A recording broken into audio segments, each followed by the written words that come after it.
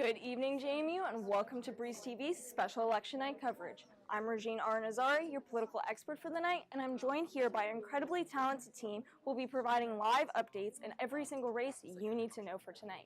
Over here is our newsroom where our production staff will be putting together the show. And over here you can find me in the studio joined with our expert panel analyzing what tonight's results mean for the Commonwealth and the rest of the U.S. Over there, you can find Noel James, who will be providing live updates in every single key race you need to know. Live from the Allison B. Parker Studio in the School of Media Arts and Design, this is the Breeze TV Election Special.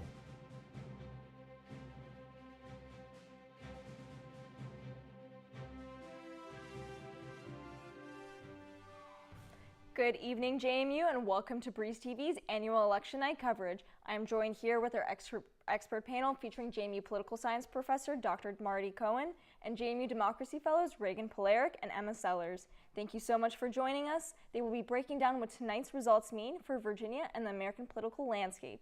But before we begin, Breeze TV has results for here in the Valley. We start our night with results coming from Rockingham County School Board with 100% of precincts reporting. Reporter Noel James has more details on these local races.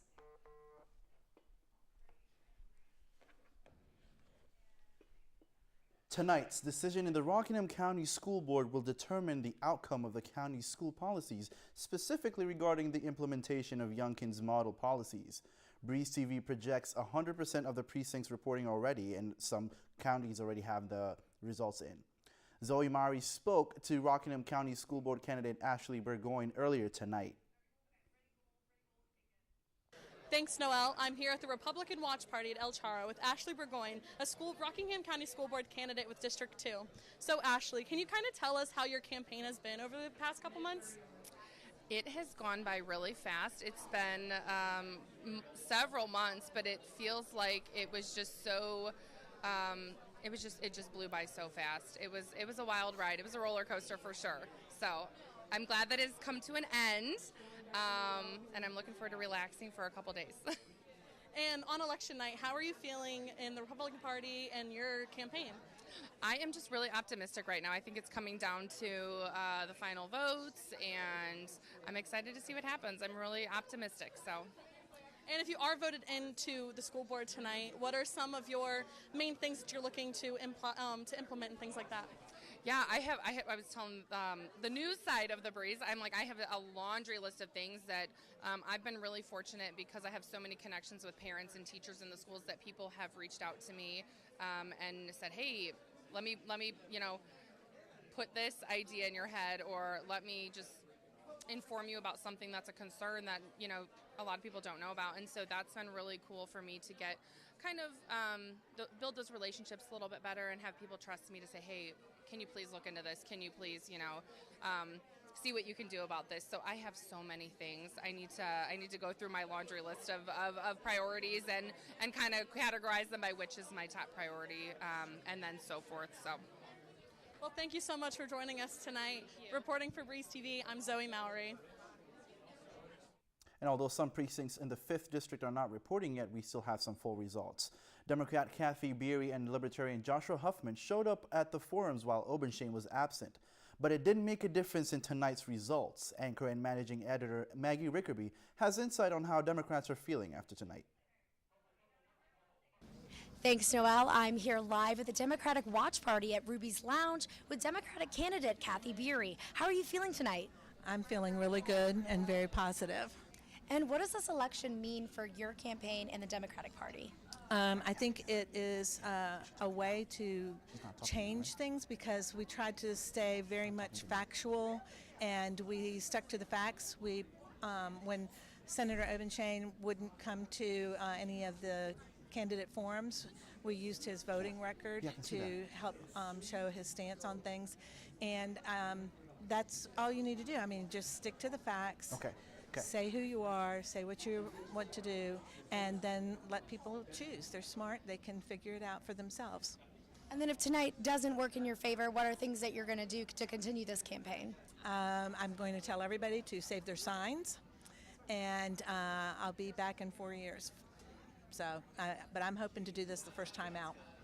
All right, well, thank you so much for speaking with us tonight. Back to you all in the studio.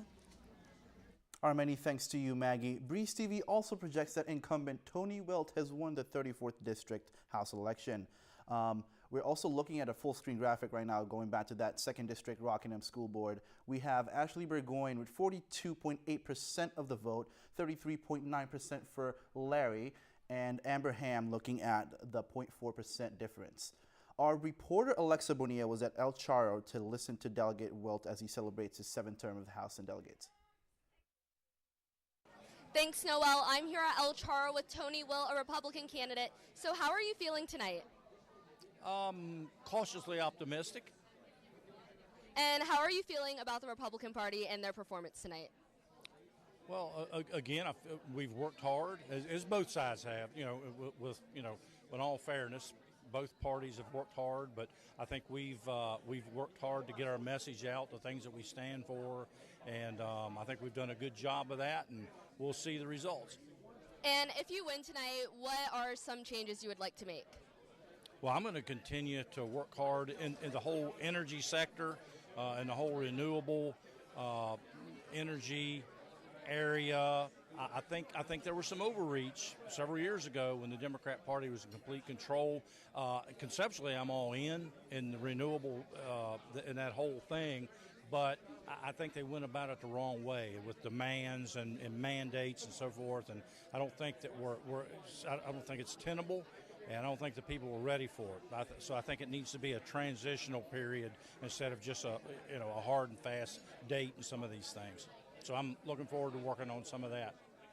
Thank you so much. I'm Alexa Bonilla reporting for Breeze TV.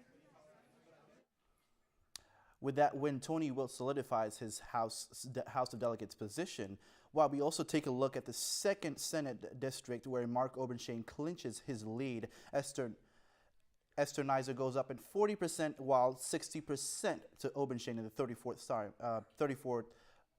District. My apologies, it's Tony Wilt, 34th District in the House of Virginia Delegates.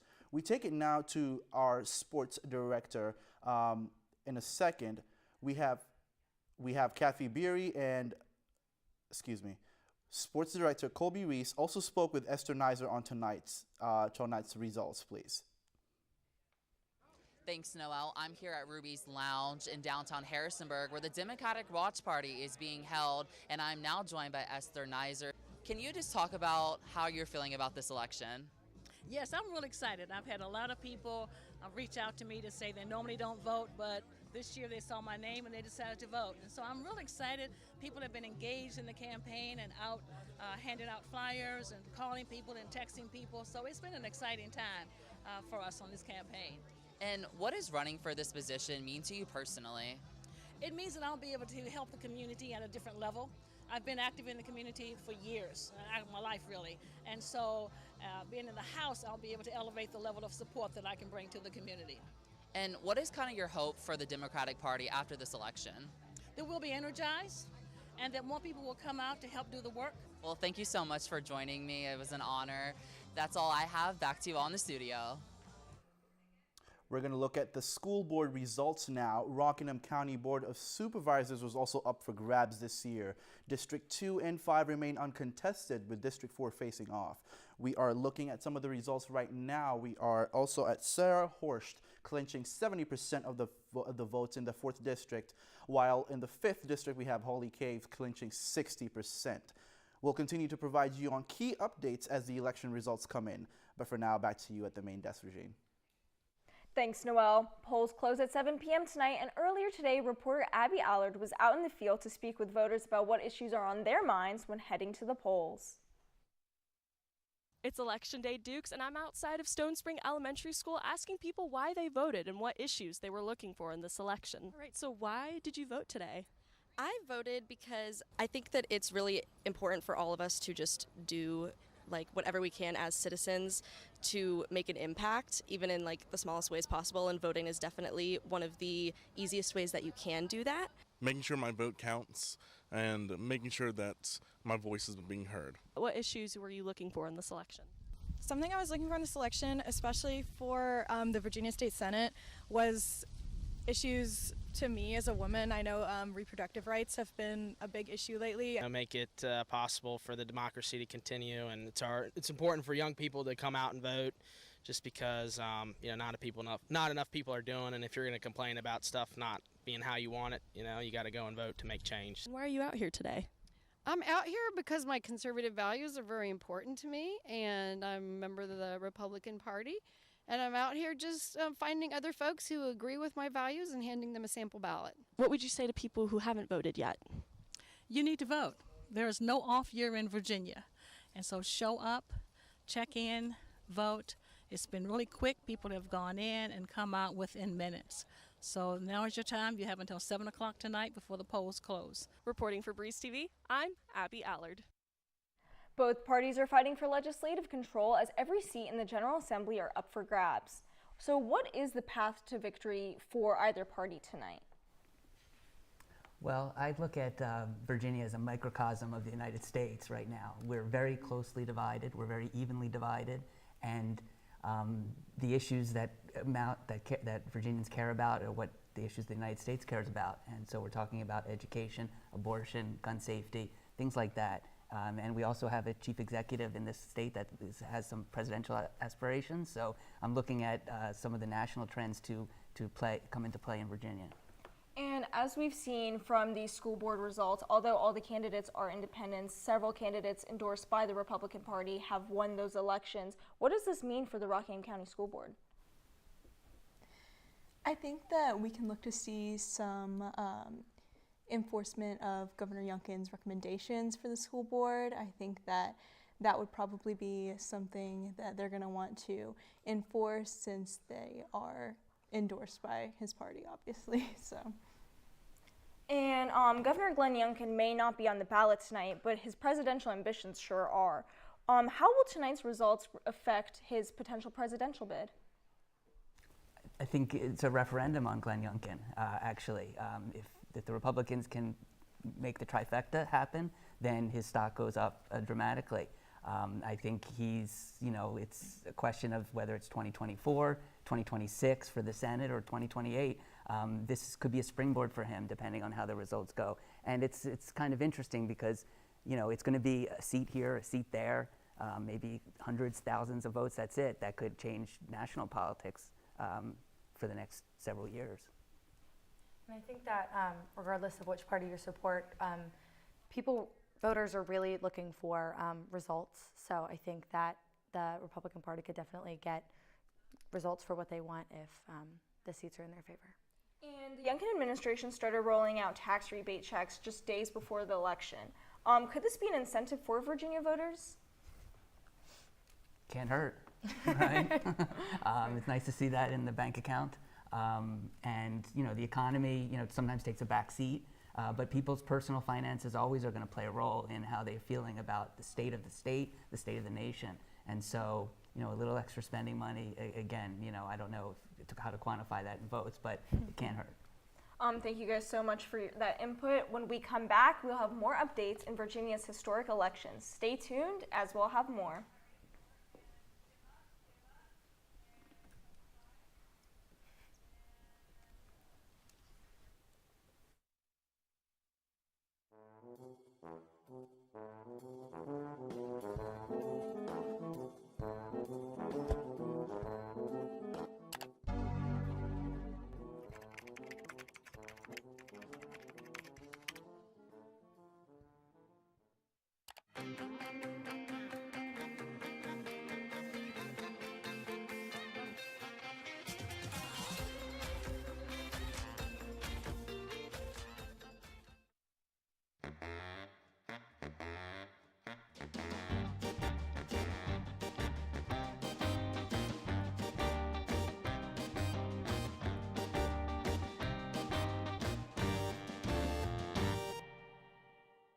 It's bow time. It takes 49 steps to bake a fluffy made-from-scratch Bojangles biscuit. But to make it a country ham biscuit, it takes 50. Get a fresh buttermilk biscuit today with a slice of juicy country-style ham. It's bow time. The one. The only. Bojangles Cajun Filet Biscuit. Nothing compares to our signature Cajun Spice Chicken Breast Filet on a made-from-scratch buttermilk biscuit. Bojangles Cajun Filet Biscuit is so good, we serve it all day. For a limited time, get 2 Cajun Filet Biscuits for just $5. Bojangles, it's bow time. This is Breeze TV.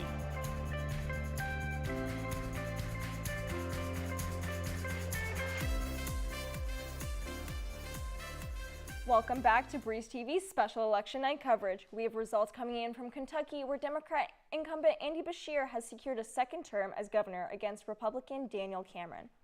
And in other news, during the COVID-19 pandemic, the number of absentee ballots in the 2020 election was at an all-time high of 2.6 million voters. Although the number of mail-in ballots has decreased since, it is still an important voting option for college students away from home. Reporter Madeline Cornwell spoke to JMU students about their absentee voting experience.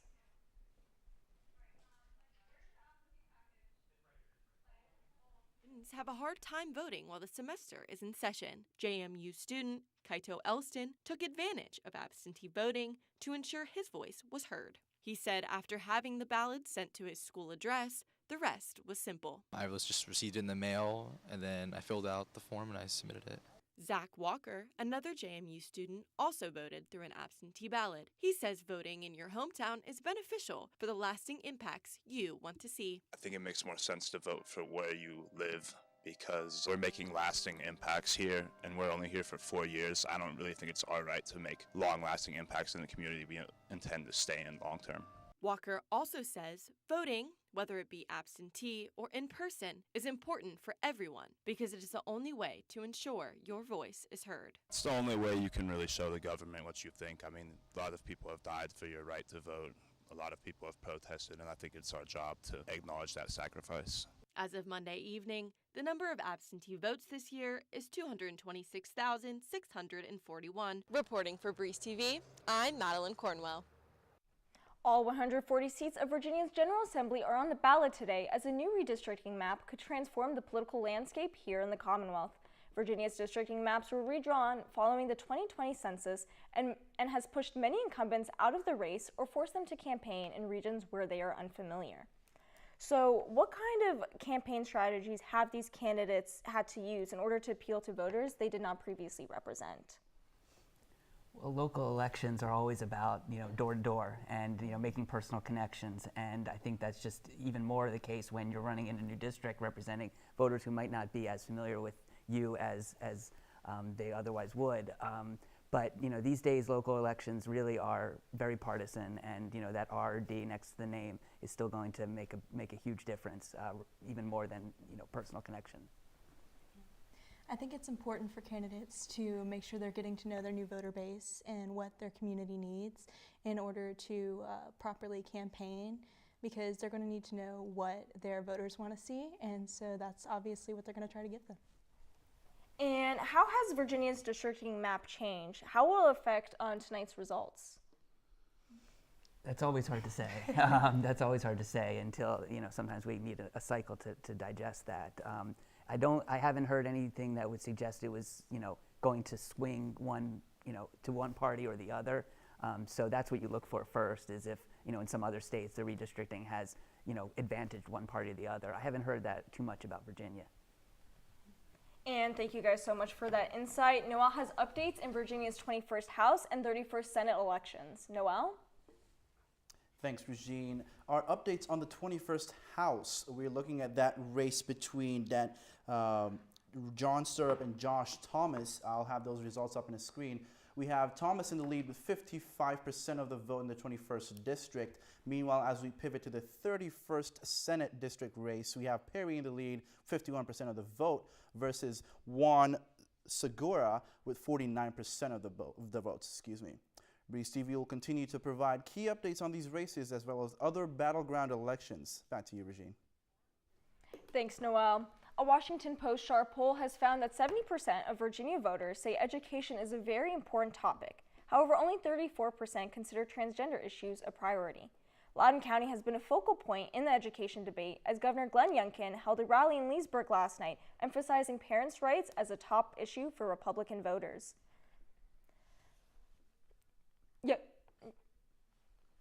Youngkin's victory in 2021 was widely attributed to parents' desire for more control in their children's education. Will we see a similar effect this year that will allow Republicans to control Virginia's legislature? Well, I think that, obviously every seat is up for grabs, but if the Republicans win the Senate, then obviously they have control of the legislature and the government. Like, the governor's office is obviously Republican. So I think that that would allow Governor Youngkin to execute plans that he campaigned off of, and I think that parents' rights were a huge part of that. And again, people are really wanting to see results-driven, results. So. And the open seat in the 31st Senate District has proven to be the most decisive and expensive race in Virginia. Perry has raised more money than any other candidate in the state with over $6 million in contributions, while Segura is the second highest earning candidate, raising over $5 million. So how much of a role do campaign finances play in a candidate's success? Well, money is necessary but not sufficient, I think, to successful campaigns, especially when you look at if there's a disparity between the candidates, then of course the candidate with the most money is going to have an advantage. But when you see figures like $6 million to $5 million, or for the presidential $500 million to $480 million, right? A lot of that cancels out, and that's a fact that and literature suggests that money is not the end all and be all, although it is sort of an entry fee. There is an entrance fee, and candidates need to meet some threshold, but it doesn't guarantee success. And the 21st House District has become a battleground between the issues of public safety and abortion access. What issues seem to be driving Virginia voters to the polls this year?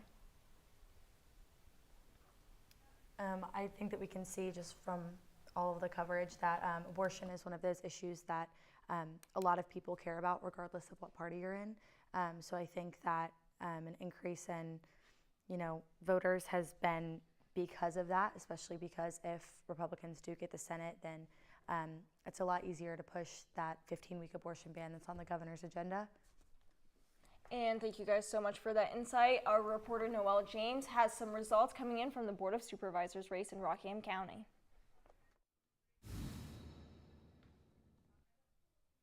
We're going to be pivoting to that race again in the 21st House District. The Rockingham County. Yeah, the 21st House District, excuse me. So Josh Thomas still in the lead with 55% of the vote versus John Stirrup taking 45%. We're going to be looking at this race more closely as we also monitor the Rockingham Board of Supervisors in the 4th District race. But for now, we'll be sending it back to you, Regine. We'll also be looking at, just like I mentioned earlier, we're going to be looking at that Rockingham County School Board. We have Layla Longcourt and Jared Cromer. Jared Cromer is taking up 41%, but Cromer leading him in about almost close to 20 points in the lead, 58.6 in that 4th District in the Rockingham County Board of Supervisors, another race that we'll be monitoring very closely tonight. Back to you, Regine. Thank you so much, Noelle. Stay tuned as we'll have more updates in Virginia's battleground elections.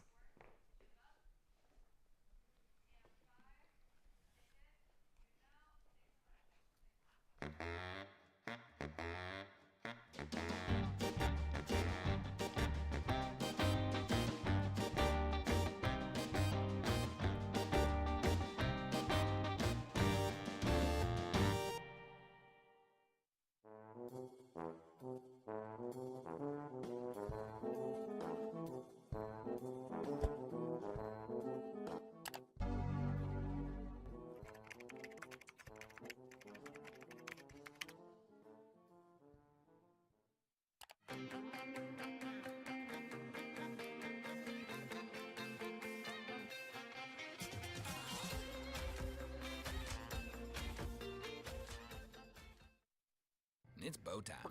Dude, we need gas. Yo, we gotta get those Supremes. We're not gonna make it. It's bow time, baby. So worth it, right? I'm glad y'all ran out of gas. Boldly seasoned chicken Supremes with a biscuit, fixin', and drink. It's bow time.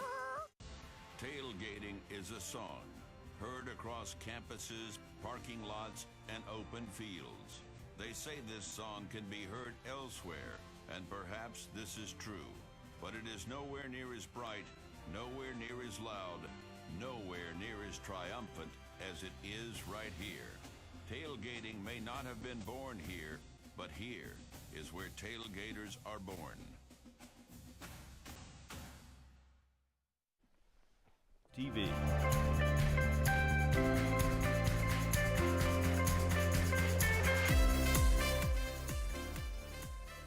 Welcome back to Breeze TV's special election night coverage. Reporter Noelle James has more updates in Virginia's General Assembly elections. Thanks, Regine. We're looking at the 97th and the 82nd House Democrat, the 82nd District as well. Kimberly Pope Adams taking the lead for the Democrats with 52% of the vote versus Taylor taking 48%. We're also looking at the 97th District very closely. Michael Fagans with 49% of the vote versus Karen Greenball taking 51% in the Republican lead in the 97th District. We'll be monitoring these local races as we're also looking at the Senate District, the 17th Senate District, excuse me. We have Jenkins in the lead with, sorry, not Jenkins, but we have Emily Marie in the lead with 52.6% of the vote versus Jenkins trailing her behind with 48.4%. We are also looking at the 21st, Monty Mason taking 50.5% of the lead with the Democrats trailing behind Danny Diggs, excuse me, 49.3%. We're also looking at the 31st District that we mentioned earlier. Rasset Perry taking the lead against Juan Segura. Perry in the 51% for the Democrats, Segura with 49% for the Republicans. Will be monitoring these races closely. Back to you, Eugene.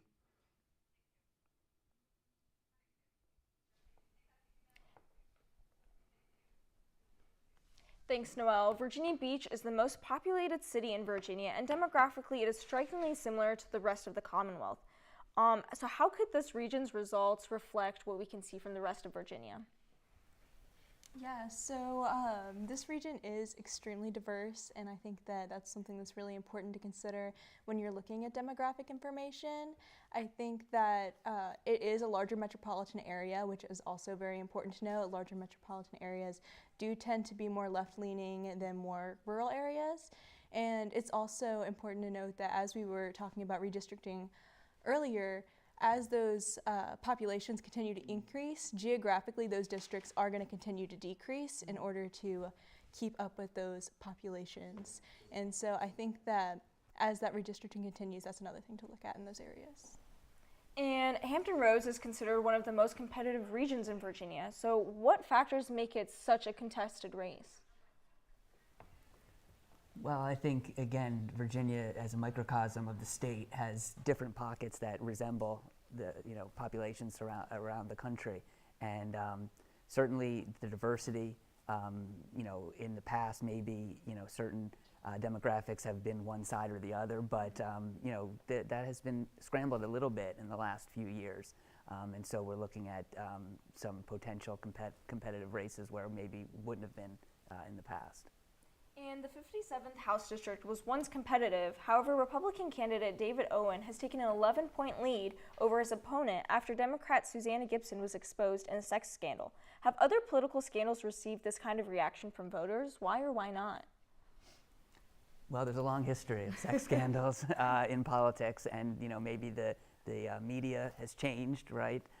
How we find out about these things has changed, but actually, in the era of Donald Trump, these sex scandals, these other scandals, these gaffes that we used to see really sink campaigns can be withstood. And maybe it's not going to happen for the Democrat in this district, but we've seen more tolerance for misbehavior as long as you're on that team, as long as they're on that team, your team.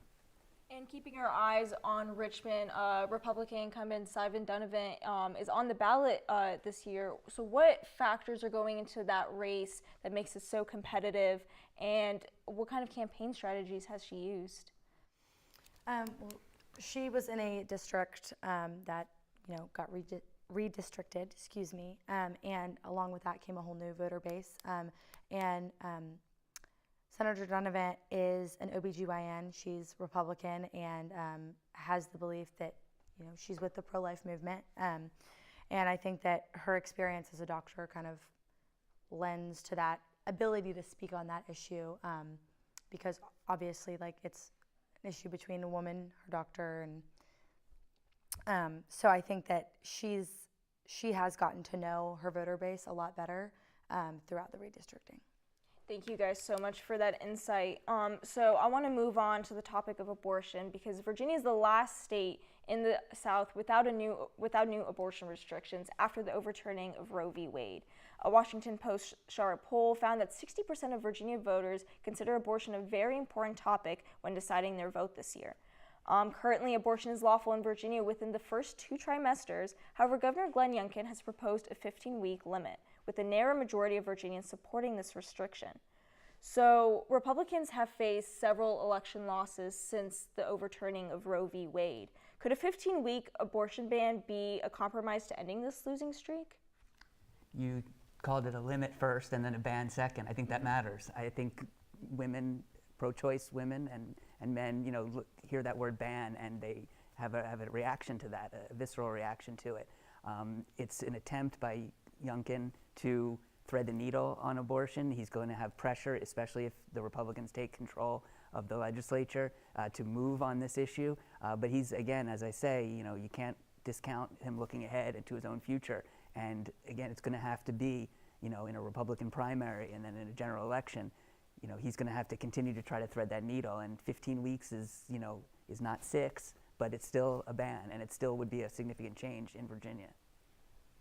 And suburban women could shape the future of Virginia's abortion debate, particularly in the 21st District, where a recording was obtained of Republican Josh Thomas saying he would 100% support an abortion ban in Virginia. Is this abortion debate enough to secure a Democratic majority in the General Assembly? I mean, as you said before, every seat is up for grabs, and Republicans are obviously very eager to have the majority and be able to pass this 15-week abortion restriction. So I think that, that's definitely something to consider. Yeah, I think both parties are really looking at this election skeptically, I guess I would say, because it is such an important issue for a lot of voters. It is a moral issue. And so I think that it's something that's very close to people's hearts, and I think that that is going to reflect in the polls in the way that they vote. And abortion may technically not be on the ballot in Virginia, but it is in Ohio where voters are deciding whether to codify the right into the state's constitution. How does this debate over abortion differ in Virginia than in Ohio? I mean, Ohio has had extremely pro-life governors in the past. You look at Mike DeWine, who is one of the more recent governors, and John Kasich as well. Candidates that were strongly pro-life, and I think Ohio has a long tradition of pro-life activism. To me, it seems like if I had to, rank and balance, that Ohio would be, sort of more likely. But early returns from Ohio suggest that the yes vote on this abortion referendum is doing very well. So, in Ohio, they're trying to codify it. In Virginia, maybe that is in the future for us at some point. Thank you guys so much for that insight. Noel has some final updates in Virginia's battleground races. Thanks, Regine. We have some projections coming out of the 31st Senate District. We have that race between Russet Perry and Juan Pablo Segura with 61 out of 63 precincts already reporting. We have Perry, the Democrat, in the lead with 53% of the vote, while Segura trailing with 47%. We are also looking at that the 17th District. We're looking at Jenkins versus Emily Marie. We have Emily Marie, the Republican, leading with 52.6%, Jenkins trailing 48.4% of the vote. We're also going to be pivoting toward the 24th Senate District Peninsula. We have Monty Mason versus Danny Giggs. We have Mason, the Democrat, in the lead with 50.1% of the vote, with about 3 precincts left. We also have Diggs with 48% of the vote, clenching that victory, clenching that that narrow race right there. We'll be pivoting on to the House. We have the 57th district, we're looking at that race really closely right here. For Susanna Gibson, Democrat, the race, is very tight. We have 4 precincts left, but we have Owen still in the lead, 49.84% for Owen, Gibson trailing 49.71, a very close margin. We're looking at the 57th district now. We are also looking at the 82nd House district between Kimberly Pope Adams and Kim Taylor. Adams is at 53% and 47.4% for Taylor, with about 7 precincts left reporting about that race. We're also paying attention to that 97th House district between Karen Greenhalgh and Michael Fagans. We have 48% for Fagans, with the Republican taking the lead with 51.69%, with about 7 precincts left reporting. Just some final thoughts on those little precincts left. We are looking at also the last House of Delegates district, that 21st district between Josh Thomas and John Stirrup. Thomas in the lead, 55% of the vote, with 45% for the John Stirrup. We're going to be talking a little bit about our local votes, as local elections as well. We have the Rockingham County and the Harrisonburg elections coming up in a second.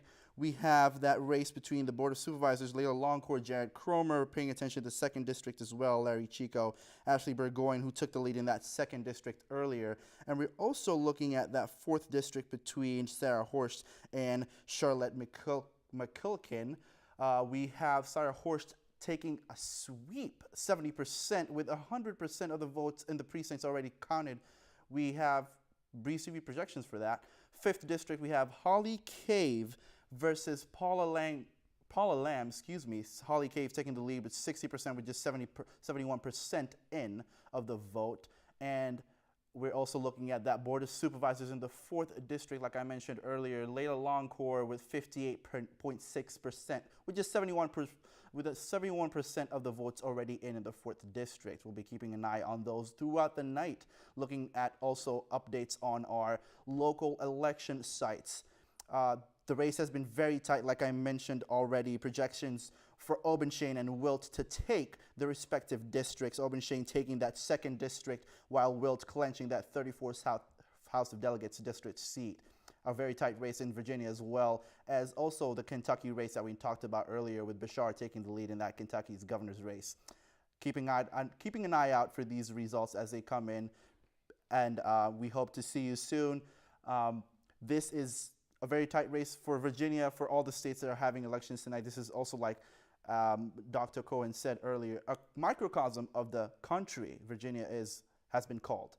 So we'll be taking a look at these all night and giving you updates throughout the week. Thank you so much for tuning in tonight.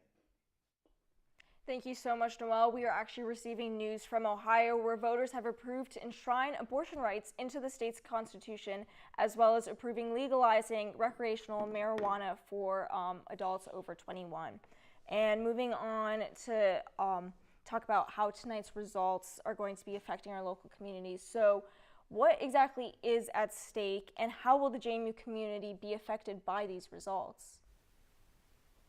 Well, as a public institution, we are at the whim or the mercy sometimes of the state legislature, and certainly, partisanship, the partisan control matters, and we've seen things fluctuate over time. I've been here 17 years, and the legislature has changed, hands several times during that period, and, depending on where you're at in JMU, in the community, faculty, staff, students, administrators, there's going to be, definite impacts depending on how this turns out.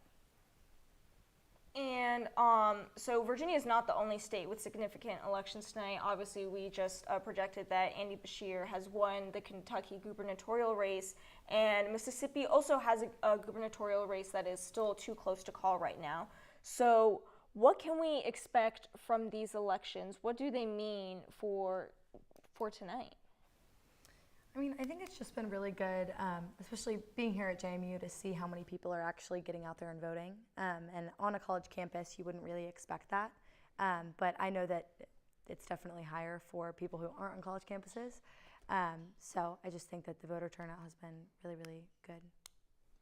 And in every election since 2000, with the exception of 2016, the presidential candidate who won Virginia's electoral votes has secured the presidency. So what could tonight's results mean looking forward to the 2024 presidential election?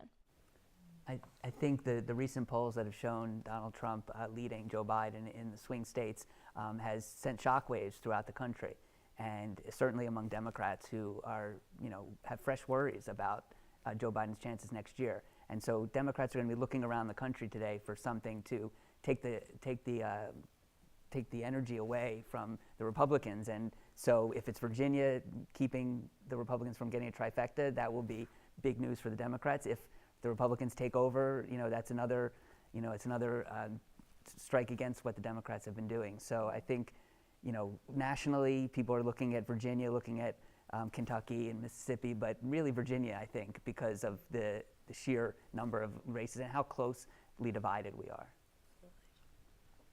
Do you guys have anything else to add? Well, I think that the issues that are important with Virginia voters and what they're reporting are their big factors when they're deciding their vote is going to be a big insight to presidential candidates coming up next year. I think that since our elections do tend to swing the same direction as the presidential elections, those are the kind of issues that they're going to want to focus on. Thank you guys so much for joining me tonight, and it does seem like we have some results coming in for our local races. Our state Senate race, we are calling. So yes, so we're looking at the 31st of Virginia State Senate district. So Russell Perry is currently leading over Juan Pablo Segura with 52.7% of the vote, and Segura currently holds 47.1% of the vote with 96.8% of precincts reporting right now. So we are still not calling that race. It is still too close to call, but we are going to continue looking at that. And that's all we have tonight for our election show. Thank you so much for joining us, and we'll hope to see you guys next year for the 2024 presidential elections.